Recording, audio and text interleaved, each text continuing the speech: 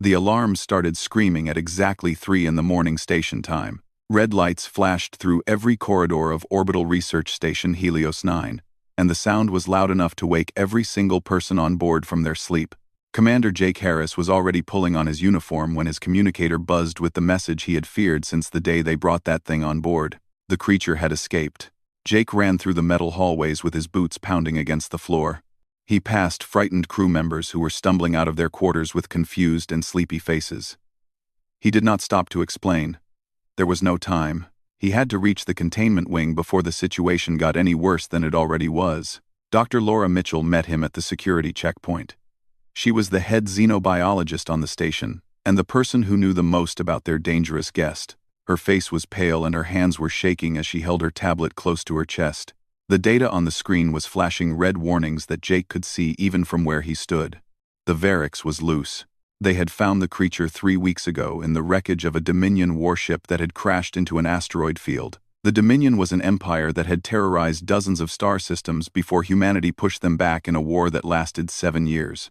When the war ended, the Dominion retreated to the outer regions of the galaxy, but they left behind many terrible things. The Varix was one of them. It stood 8 feet tall with black scales that covered its entire body like armor. It had 4 arms that ended in claws sharp enough to cut through steel. Its eyes glowed with a soft orange light that seemed to burn with intelligence and hunger. On its homeworld, it was the top predator.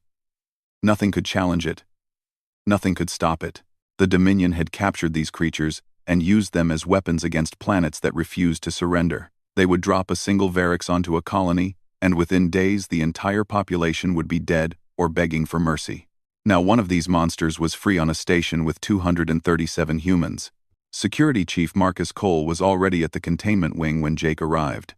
He was a tall man with broad shoulders and a face that showed no fear, even though Jake knew he must be feeling it. Marcus had 12 armed guards with him, and they were all pointing their weapons at the massive hole in the containment cell wall. The cell had been built to hold creatures far more dangerous than anything they had expected to find. The walls were made of reinforced titanium alloy. The doors had 17 different locking mechanisms. The energy field around the cell was strong enough to stop a charging elephant. None of it had mattered. The Varix had torn through it all like paper. Laura stepped closer to examine the damage. Her scientific mind was already trying to understand what had happened. She looked at the control panel near the door, and her eyes went wide with a terrible realization. It had used the access codes. The creature had watched the technicians come and go for 3 weeks. It had observed them entering the codes to pass through the security doors. It had remembered every single number and symbol. When the night shift came and the guards were tired and less alert, it had reached through a small feeding slot and entered the codes itself. The first door opened. Then the second. Then the third. By the time anyone realized what was happening, it was already too late. 3 people were dead. Jake saw their bodies on the floor of the corridor outside the cell. They had been the night shift workers assigned to monitor the creature, 2 men and 1 woman who had families waiting for them back on Earth. They had not even had time to scream.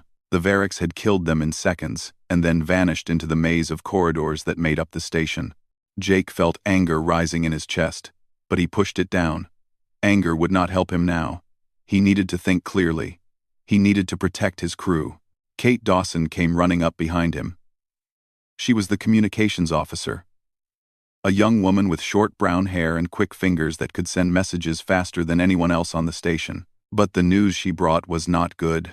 External communications were down.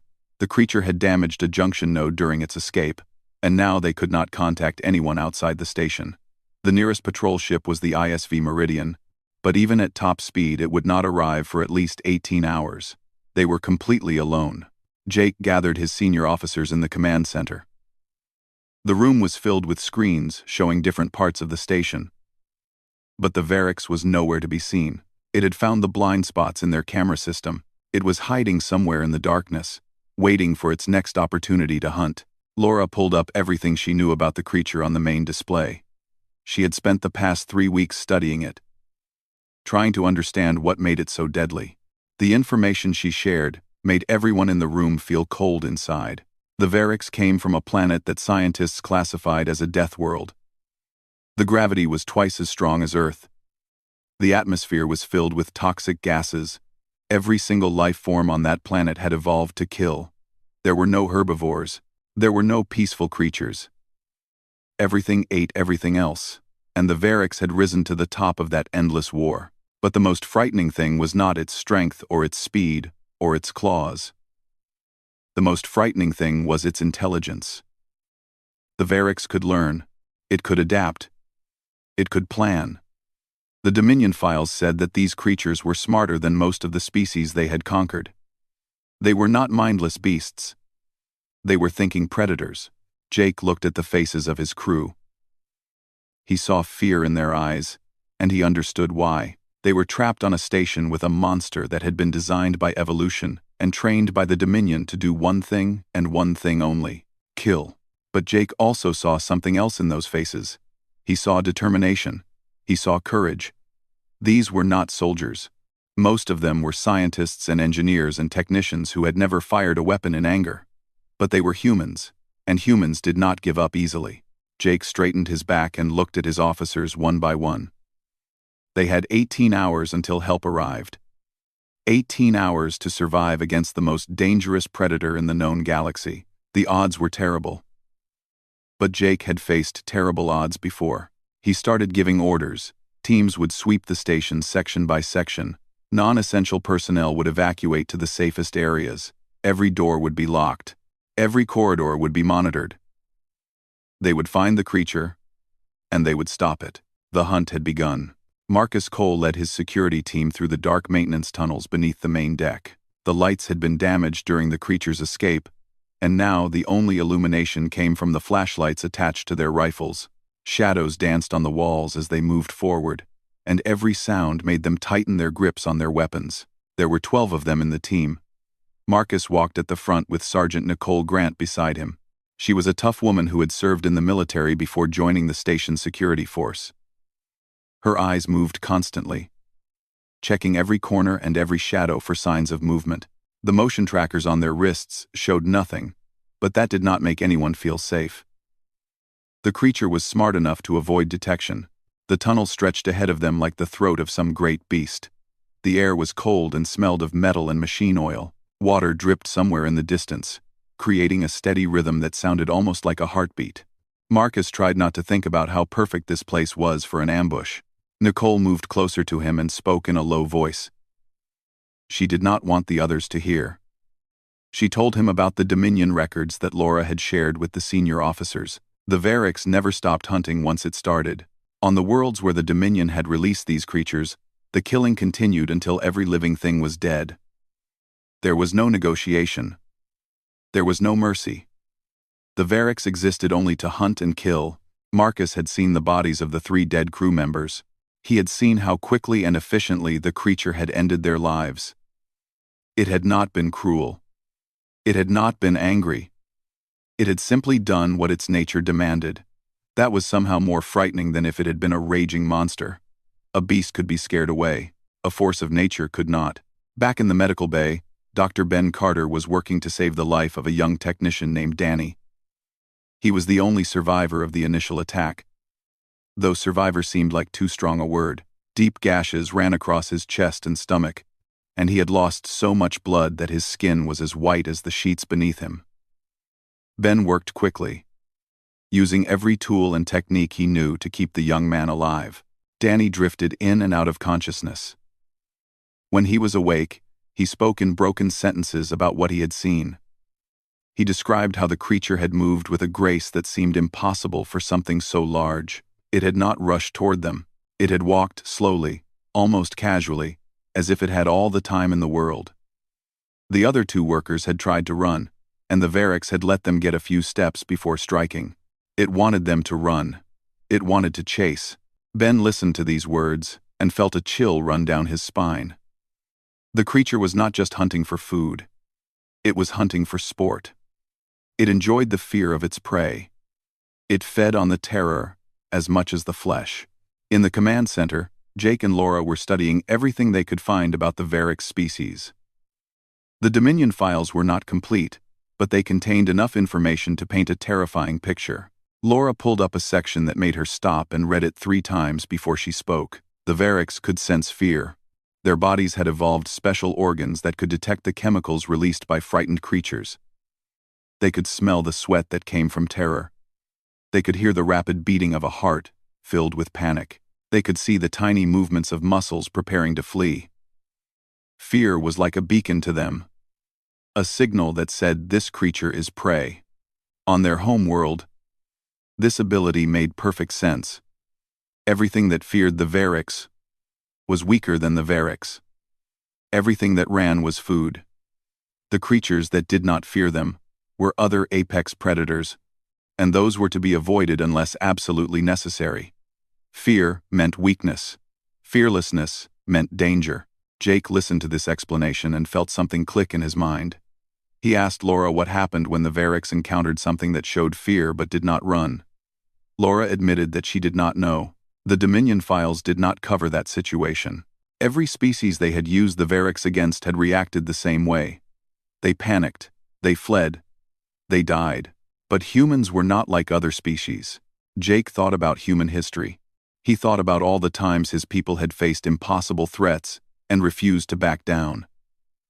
He thought about soldiers charging into battle, knowing they would probably die. He thought about firefighters running into burning buildings while everyone else ran out. He thought about the countless moments when humans had felt fear deep in their bones and chosen to stand firm anyway. Fear was natural. Fear was healthy. Fear kept people alive in dangerous situations.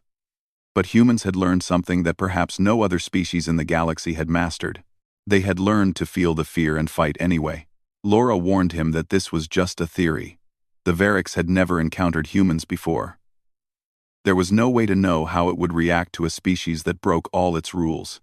It might see fearless behavior as a challenge and attack even more fiercely, or it might become confused and hesitate. There was simply no data to predict the outcome. Jake nodded slowly.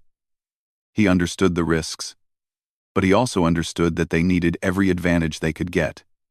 They were not soldiers. They were not warriors. They were scientists and engineers trapped on a station with a monster.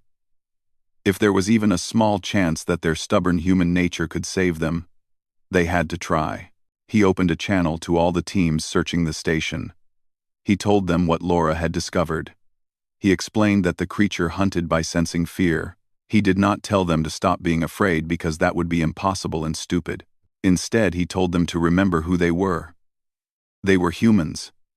They had survived ice ages and plagues and wars. They had crawled out of the mud and reached for the stars.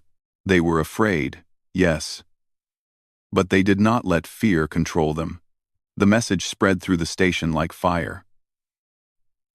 People who had been hiding in their quarters stood up a little straighter. Security teams moved with a bit more confidence. No one stopped being scared. But something changed in the way they carried that fear. It became a weight they could bear instead of a burden that crushed them. In the darkness of the maintenance tunnels, Marcus received the message and shared a look with Nicole. Neither of them spoke, but they both understood. They were going to find this creature. They were going to face it. And they were going to show it that humans were not like anything it had hunted before. The hunt continued. Amy Chen had not heard the alarms. She had been working in Hydroponics Base 7 since early evening, cataloging seed samples from the last supply ship. The bay was located in a far corner of the station, separated from the main sections by a long corridor and several heavy doors. The thick walls blocked most sounds from the rest of the station, and Amy had been so focused on her work that she had not noticed when the emergency lights started flashing. Amy was the station botanist, a quiet woman in her early 30s, who preferred plants to people. She had joined the crew because she wanted to study how Earth vegetation could be grown in space. The work was peaceful and solitary. Exactly what she needed after a difficult childhood on a crowded colony world. In the hydroponics bay, surrounded by green leaves and the soft hum of growing systems, she felt safe and calm. She was examining a tray of wheat seedlings when she heard the door behind her open. Amy turned around with a smile, expecting to see one of her colleagues coming to check on her. The smile died on her face when she saw what stood in the doorway. The Variks filled the entire entrance. Its black scales seemed to absorb the light, making it look like a hole in the shape of a nightmare. Its 4 arms hung at its sides, and Amy could see the claws at the end of each finger. They were stained with something dark that she did not want to think about. Its eyes glowed with that terrible orange light, and they were fixed directly on her. Amy felt her heart stop for a moment before it started beating faster than it had ever beaten in her life. Her legs wanted to run. Her brain was screaming at her to move, to hide, to do anything except stand there in the open. The creature was between her and the only exit. There was nowhere to go. The Varix took a step into the room. Its movements were slow and deliberate, like a cat approaching a cornered mouse. Its nostrils flared as it breathed in the air of the hydroponics bay. Amy knew from the briefings she had attended that it was smelling her fear. It was tasting the terror that poured off her body like sweat. To this monster, she must have looked like the easiest meal in the galaxy. But then Amy remembered something. She remembered her grandmother, a woman who had lived through things that would have broken most people. Her grandmother had survived the riots on Kepler Station 40 years ago, when raiders had attacked the colony and killed hundreds of people. She had hidden with a group of children in a storage room while violence raged outside. When a raider finally broke down the door, her grandmother had stood in front of those children and refused to move. The raider had been so surprised that he hesitated for just a moment. That moment was enough for the security forces to arrive and take him down. Her grandmother had not been brave because she felt no fear. She had been brave because she chose to stand firm despite the fear that filled every part of her being. Fear is a choice, her grandmother had told her many times.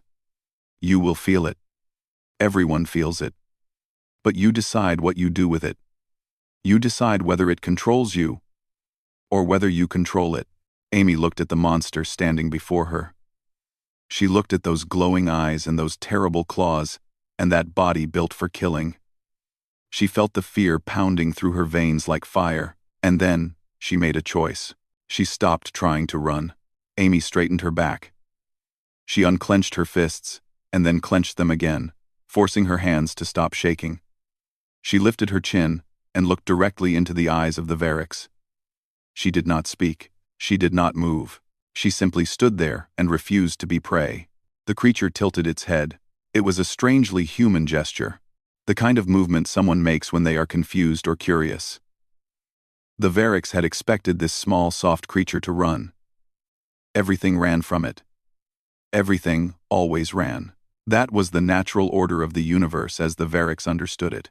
The strong hunted and the weak fled. But this human was not fleeing. The creature took another step forward, its claws clicking against the metal floor. It was testing her, waiting for the moment when her courage would break and she would give in to the fear. Amy felt her knees wanting to buckle. She felt her body begging her to turn and run. But she held her ground. She kept her eyes locked on the creature and refused to look away. The Varix stopped. Something was wrong. The chemical signals were there. It could smell the fear coming off this creature in waves. Her heart was beating so fast that the Varix could hear it from across the room. Every biological indicator said that this human was terrified beyond reason. But the behavior did not match. The body said prey. The actions said something else entirely. For the first time in its long existence, the Varix did not know what to do. On its home world, everything made sense. The fearful ran and became food. The fearless were dangerous and were avoided. But this human was both fearful and fearless at the same time. It was impossible. It was wrong. It broke every rule that the Varix had learned in its entire life. Amy found her voice. It came out steady and calm, surprising even herself. She told the creature that she was not going to run. She did not know if it could understand her words, but she hoped it could understand her tone. She was not challenging it. She was not threatening it. She was simply stating a fact. The Varix made a sound, a low rumble that vibrated through the floor. It was not a growl of anger. It was something else. Something that sounded almost like confusion. And then the door on the far side of the bay burst open and Marcus Cole charged in with his security team. They had been tracking the creature through the station and had finally found it. Their weapons were raised and ready. Their fear was obvious, but so was their determination. They formed a line between Amy and the Varix. ready to fight and die if necessary. But the creature did not attack. It stood there in the middle of the hydroponics bay, surrounded by growing plants and armed humans, and it did something that none of them expected. It waited. Nobody moved for a very long time. The security team stood in a line with their weapons pointed at the creature. Marcus was at the center with Nicole on his right, and 10 other guards spread out on either side. Their fingers were on the triggers. Their hearts were pounding. Every instinct told them to shoot. But something about the situation made them hesitate. The Varix had not attacked. Amy remained behind the line of guards, her back pressed against a table covered with plant samples. She was still trying to understand what had just happened. She had stood in front of the most dangerous predator in the known galaxy, and it had not killed her. She had looked into its eyes and seen something that she could not name. It was not mercy. It was not kindness. It was something stranger than both of those things. It was curiosity. Jake arrived minutes later with Laura right behind him. He pushed through the guards until he reached the front line and saw the creature standing there in the middle of the room. It was watching them with those glowing orange eyes, and Jake had the strange feeling that it was studying them just as much as they were studying it. Laura pulled out her tablet and started checking readings. She told the others that the creature's aggression indicators were not where she expected them to be. The Varix should have been in full hunting mode by now. Its body should have been preparing for combat. Instead, it seemed almost calm, confused, but calm. Jake asked Amy what had happened. She told him everything. She described how she had frozen at first, how the fear had almost overwhelmed her. Then she explained how she had remembered her grandmother and made the choice to stand firm. She had not fought the creature. She had not threatened it. She had simply refused to act like prey. Something changed in Jake's eyes as he listened. He looked at the Varix with new understanding. This creature had spent its entire life on a world where everything either hunted or was hunted. It had never encountered a species that could be both afraid and defiant at the same time. Humans had just introduced it to something completely new. Jake made a decision that went against every rule of safety and common sense. He told his security team to lower their weapons. Marcus started to argue, but Jake held up his hand for silence. He explained that shooting the creature would only confirm what it already believed about prey species. They ran, or they fought, and they died. But if they showed it something different, something it had never seen before, they might be able to change the outcome. The guards looked at each other with doubt in their eyes, but they trusted their commander. Slowly, one by one, they lowered their rifles. The Varix watched this happen with clear interest. Its head tilted again in that strange, almost human gesture. Jake took a step forward. Then another. Then another. He walked past the line of guards and into the open space between the humans and the creature. He was now close enough that the Varix could reach out and kill him in less than a second. He felt the fear building inside him, but he did not let it show on his face. He started speaking to the creature. He did not know if it could understand his words, but he believed it could understand his meaning. He told it that he knew where it came from. He knew about the death world where it had evolved. He knew about the endless competition, the constant danger, the survival of only the strongest and most deadly. The Varix made a low sound but did not move. Jake continued. He told the creature about Earth, the world where humans had evolved. It was not as harsh as the Varix homeworld, but it had been difficult enough. Humans had faced predators with teeth and claws far larger than their own. They had survived ice ages that froze the land and droughts that burned the crops.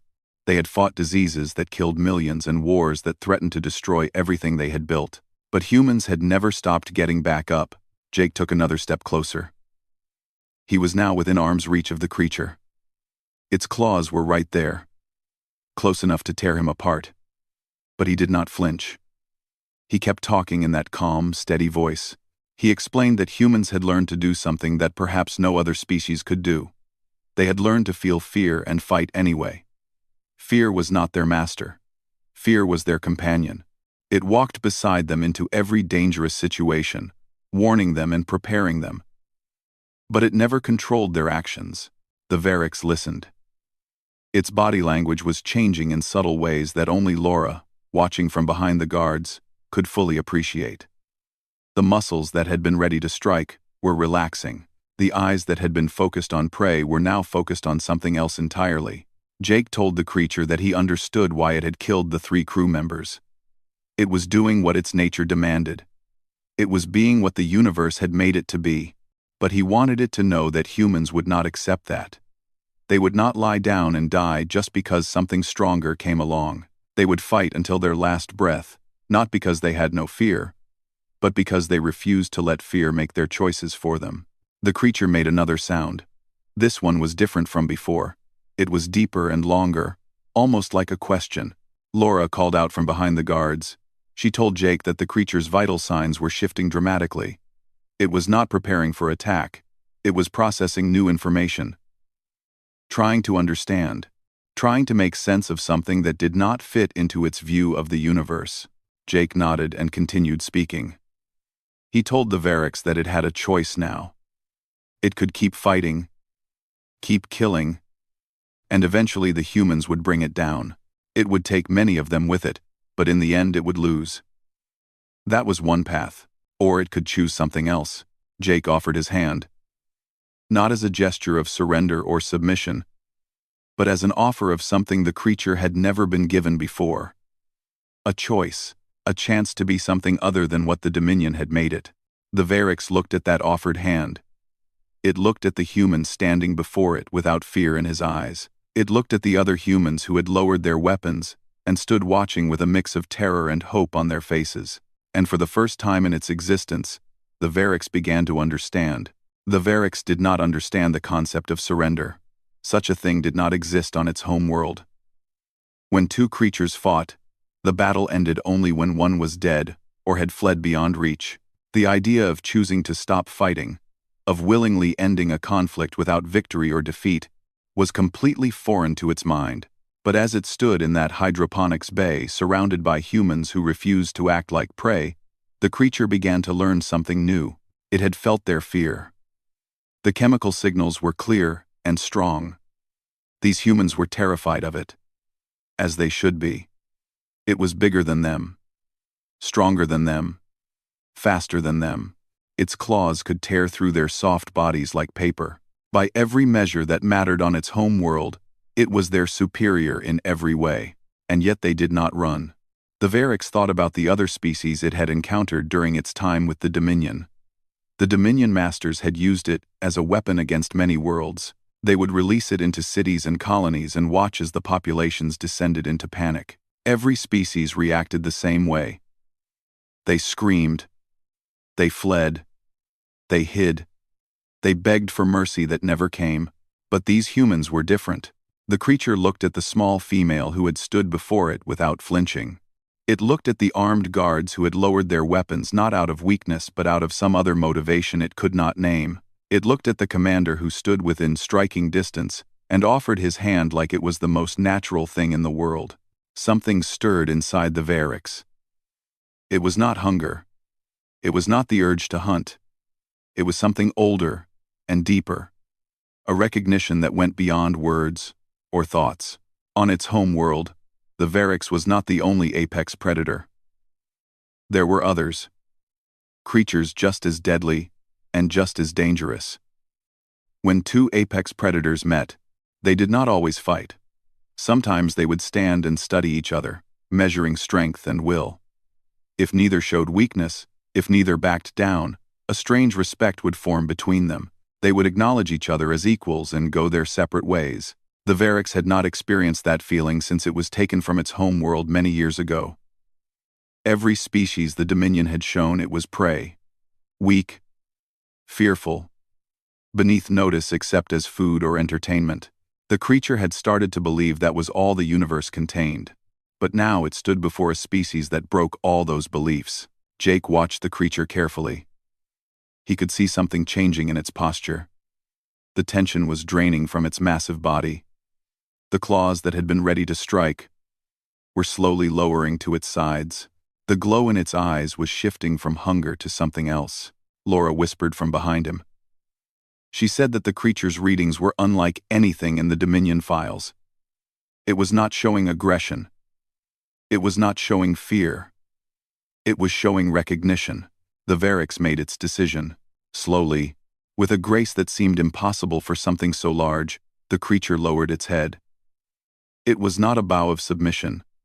The Varix did not submit to anything or anyone. It was a bow of acknowledgement, a gesture that said, "You are not prey. You are something more." Marcus watched with his mouth hanging open. Nicole had to put a hand on his arm to keep him steady. The guards behind them were frozen in place, unable to believe what they were seeing. Amy pressed her hands to her mouth and felt tears forming in her eyes. Jake let out a breath he did not know he had been holding.